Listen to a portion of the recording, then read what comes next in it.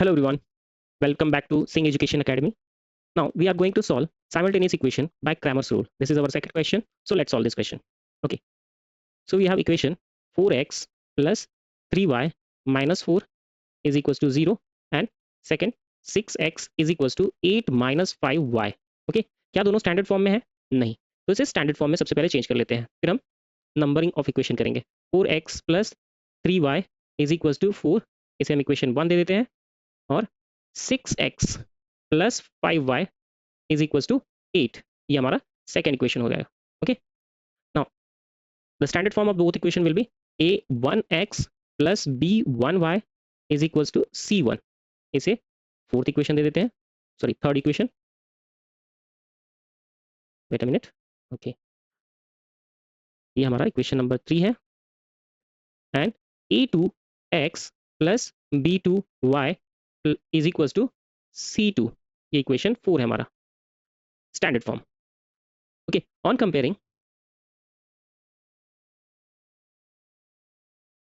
equation 1 with equation 3 and equation 2 with equation 4, what will get? A1 is equals to 4, B1 is equals to 3 and C1 is equals to 4. A2 की वैल्यू क्या मिलेगी? 6, B2 की वैल्यू क्या मिलेगी? 5 और C2 की वैल्यू मिलेगी हमें 8. Okay, got it. Okay, now first thing we have to find is D. D की वैल्यू क्या होती है? डी की वैल्यू होती है A1 B1 A2 B2 इन डिटरमिनेंट. सो इसे सॉल्व कर लेते हैं हम. Let's put this value. A1 A1 क्या है हमारे पास में? 4, B1 है 3. सेकेंड रो में A2 की वैल्यू है 6 एंड B2 की value 5. Now let's solve this. Now this 4 will be multiplied by 5. 4 into 5 minus 3 into 6.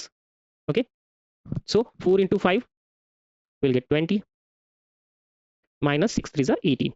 So हमें मिलेगा आंसर इसका 2. Okay, next will be dx. So dx कैसे फाइंड आउट करते हैं?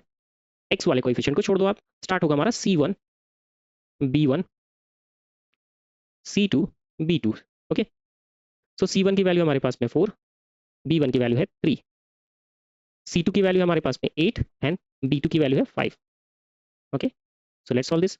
4 into 5 minus 3 into 8. So 4 5s are 20 minus 8 3s are 24. So minus 4 यहाँ पे answer मिलेगा हमें. Next dy. सो यहाँ पर हम y के कोएफिशिएंट छोड़ देते हैं.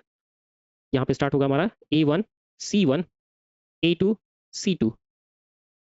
सो a1 की वैल्यू हमारे पास में 4, c1 भी 4 है, a2 6 and c2 8. Now let's solve this.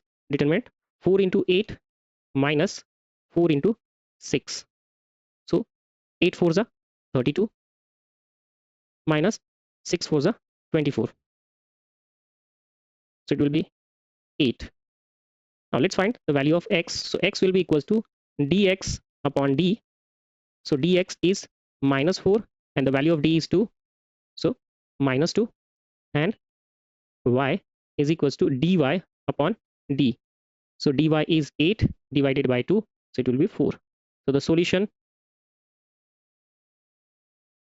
x comma y will be equals to minus 2 comma 4. Got it everyone? Okay.